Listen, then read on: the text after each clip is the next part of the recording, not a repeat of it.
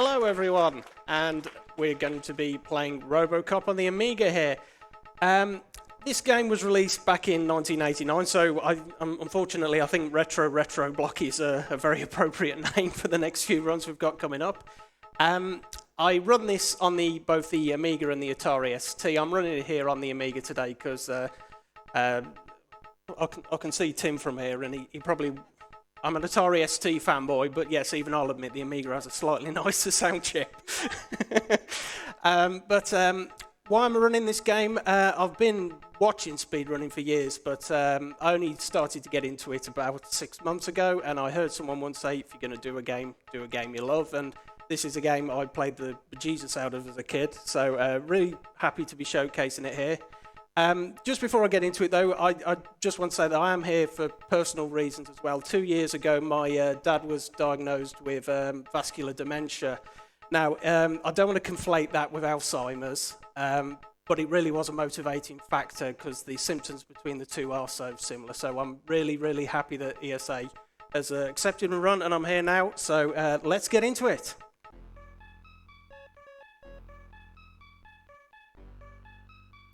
So, Robocop on the Amiga, it's basically a walk-right platformer, and we're going to be starting this off with the walking and punching phase as soon as it loads. Yes, unfortunately, the emulator's doing a pretty good job of emulating load times as well. But here we are, we walk right, we punch. Thank you.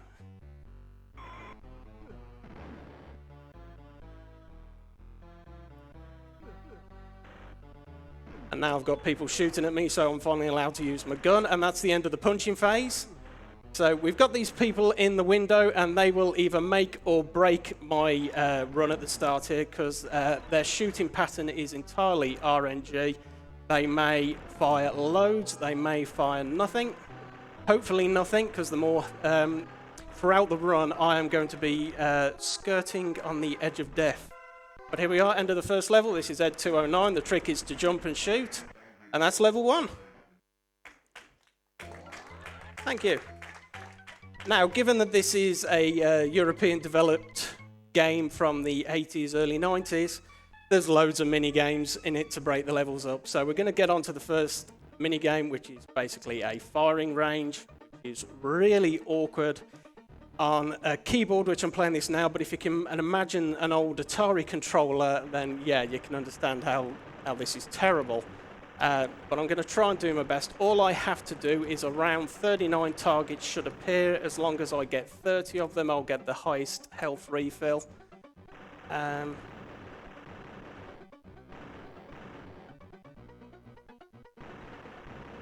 Sorry, I'm just concentrating because if I don't get them all, I won't get health. Yeah, and for some reason, it never completely refills your health. It always leaves you with like 5% missing. But with that done, we'll be coming on to level 2 now, which is essentially more of the same. It's walk right, shoot. No walk right and punching, though. We're past that.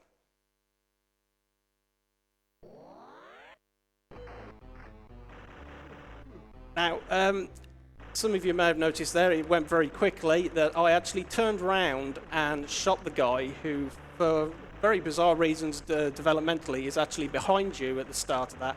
There is a key reason for that, in that this game has a bit of a problem. I'm not saying it was badly coded, just in case the guy who made this is watching. But it has a bit of a problem when it comes to sprites and the amount that can appear on the screen at any one time. Put simply, if I don't kill something that should appear in the very near future may not appear. And that can, it doesn't just break, it isn't just problematic. Hello, you should have died on the bike. Going too well, I'm just going to play this a little carefully. Oh, no, ignore that. Ignore that. That can happen. That can happen. That really was not behaving as well as it should have. So with the permission of tech. Robocop's Duracells ran out.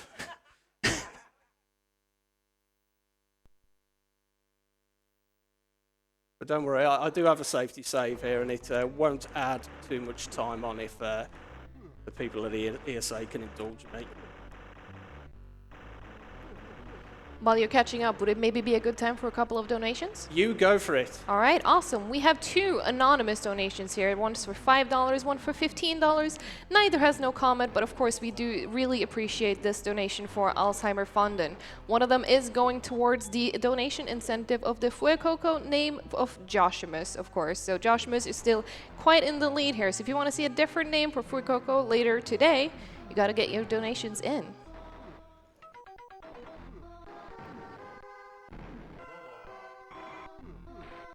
Yeah, this is already going better, but yeah, sometimes you can do your best in a game, but the game will still say no. Yep, as you can see, that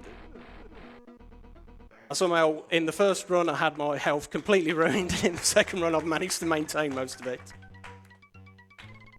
So we're on to the second mini game here, and it's matching the 2 images. Ideally, I'll be looking to do this, because when I time this for speedruns, I have to use the in-game timer because emulator and load times make RTA completely impossible. But I'm hoping to be able to get this done in around 10 seconds. Anything under 10 is good. Around 18, displayed 18 is average, and anything more than that is terrible. So let's see.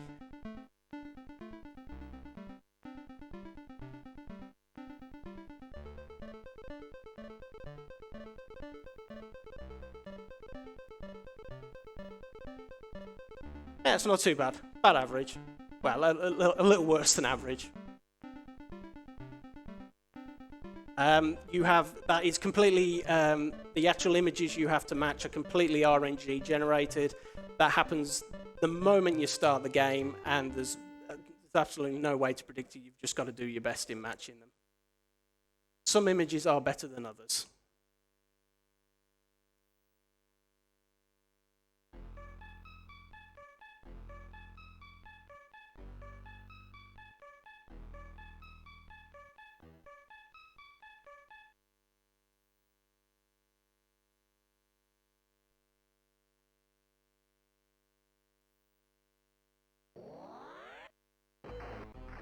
So in one of the rare instances, we have 2 enemies at the start of the level here, and I am going to allow them to live because they don't create too many problems. I have to avoid this. This is one of those levels where there's a lot of things, objects like these. I think they're supposed to be crushers. They look more like slicers, and we have our first appearances of the girders here. They will absolutely obliterate your health if you're not careful. Right, now we have the, for those of you who know the film, we have the state-of-the-art Bang Bang.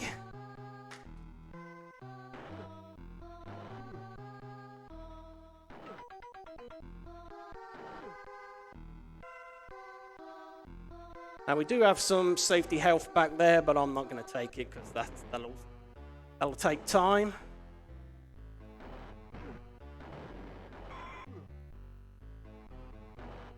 Right, and we're on to the end of the level already. We have the boss. Whether you have to jump or not for this guy, I don't know, but it makes me feel better. And that's the end of the 3rd level, and we're on to our 3rd mini-game. The 3rd mini-game is basically a replication of the hostage situation from the film, where if for those of you who remember it, Robocop places a very accurate shot through the lady's skirt. Now, unfortunately, I can't do that here. And having watched the Metal Gear Solid run earlier this week, Metal Gear Solid 2, I can't help but make comparisons now to Vamp and Emma, but if you don't get the reference, you will shortly.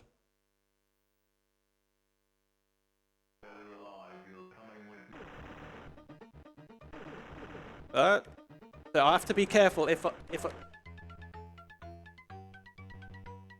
I only shot her once.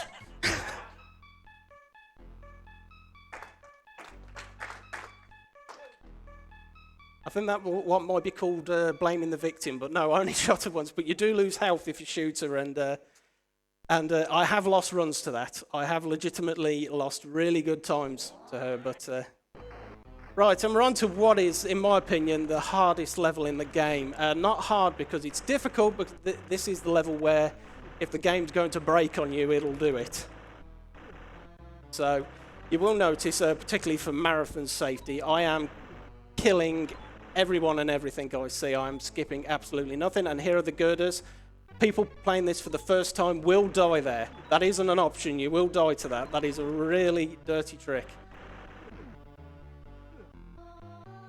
But as you recall from what I was saying earlier, this game really does have problems with sprites. And I'm coming up to a section here where I need everything and everyone to spawn. There we go. I should have 3 girders fall from the ceiling. Yep. Now, why do I need all the sprites to appear as they should? Well, in a moment there is going to be an elevator that takes me back up. That is a sprite, and if it doesn't appear, I am stuck, and that is soft lock. But there it is, that's the elevator, I am up.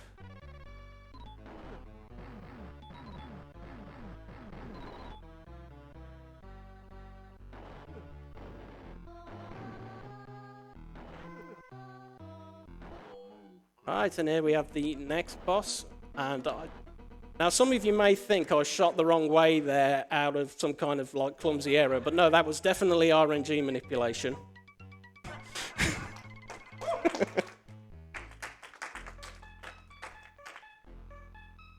So we have a repeated firing range here, so if there's any donations or anything to read, go ahead, you have about 30 seconds. All right, awesome. I'll try to make it quick. We have Princess Neko Cakes here with $25 saying just meow. And then we also have a $5 donation from Hugh Rager saying, hey, Mike, what do you think of other Mike and Todd? I have opinions on them, Hugh. Hello, by the way, and I, for the sake of keeping this stream age-friendly, I can't express them. But thank you for your donation.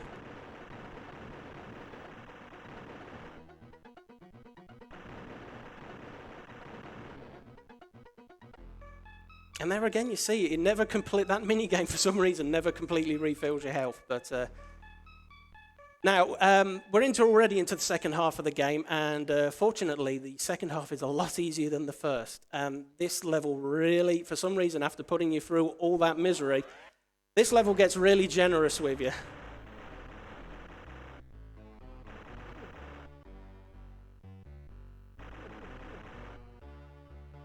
Right, now we've got another state-of-the-art bang bang here, but I'm going to ignore that.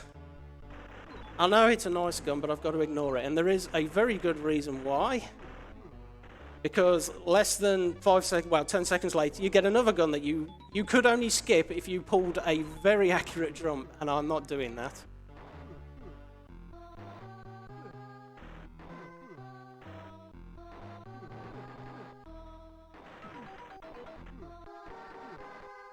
And again, it gives you a health refill right before the end. And here we have Bootleg Ed 209, who leaves the screen quicker than he enters it. And that is level 4, I think. And we have another image matching minigame again. This time around, though, instead of static, black and white images, it's thermographic. So it's essentially the same thing, but at least they did something to try and make it a little different.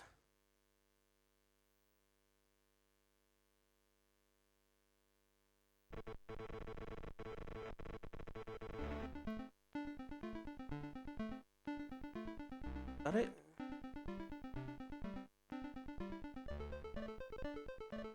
Come on, chat, you can at least shout out when I've got it right.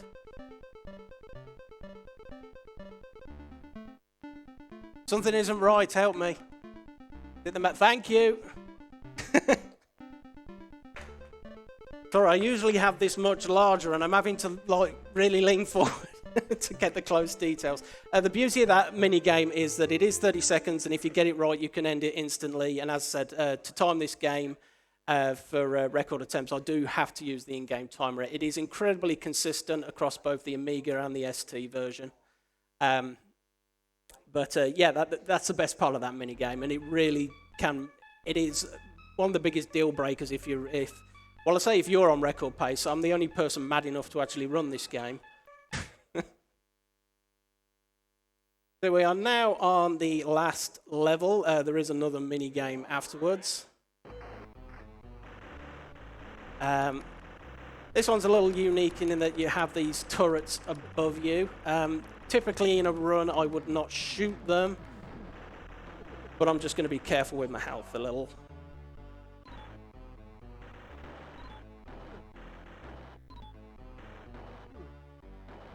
That jump there, completely intended, nothing to do with the fact that to jump without the spacebar in this game, it's down and up for reasons.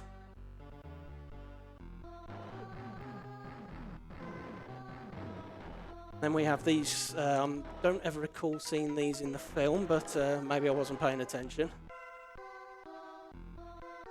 This is a bit of an awkward part because you have lots of things shooting at you, and this is a bit of a tricky pattern to keep your eye on if you're running.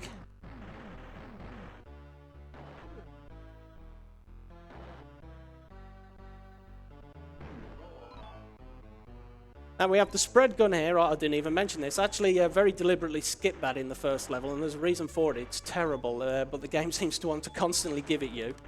But I'll keep my state-of-the-art bang bang for the moment.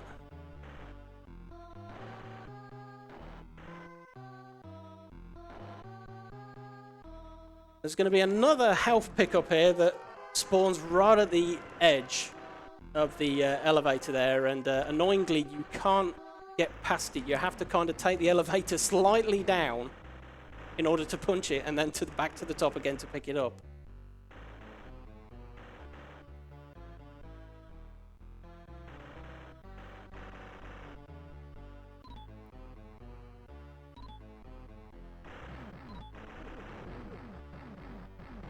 Always like to try and get at least one set of punches on that door before I turn back and shoot. And I like to always let this guy live, because you know you need to leave room for a sequel.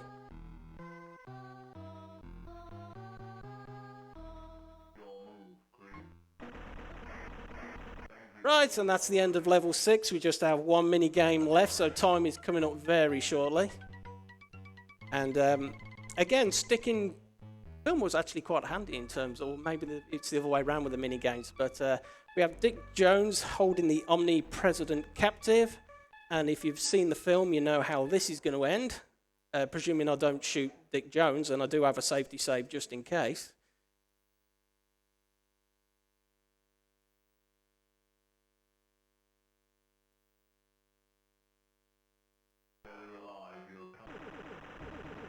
Oh, and that was super quick. And that's it, time. And for a game as amazing as that, you'd expect a great ending. And there you have it. That's it. Congratulations, Robocop, seeing in Robocop 2. Not at this ESA, we won't. But thank you, everyone, for joining in, watching. And I really do like this game. I would put my name in as ESA, but the S key's bound to something on this emulator, so I'll just go banana. A few quick shout-outs, if I can. Firstly, a huge shout-out to Noctua. And I'm going to, forgive me, just because that has a screen that some photosensitive people may have a problem with. Huge shout out to Noctua, who played a huge role in getting me here. They also provided me with an HD 15 Chromax Black cooler, which is part of the donation incentive. So if you bid, you're viable to get that. Also, thank you to Deepcool, who provided me, and then I provided ESA for proxy reasons. An LT520 AIO liquid cooler. That is, again, part of a donation incentive. You can bid for that. And I also want to thank my friends and colleagues at etechnics.com. They have been, I've worked for them for many years, and they've been hugely supportive about me coming here. And again, donation incentive. They have a PC maintenance toolkit that you can donate towards receiving as a prize. Otherwise, a huge thank you to all my friends and family, my wife Ruth and son Kieran who are at home now. Huge thanks to them, because without my wife, I wouldn't be able to be here.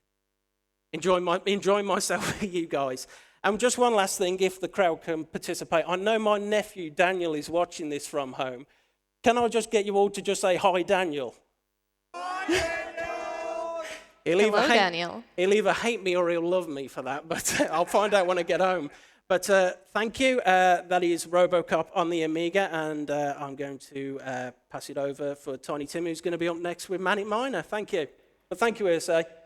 Thank you so much, Mike. I have one more thing that I want to get through as well before I let you go, because we have a $5 donation here from Tiny Tim himself.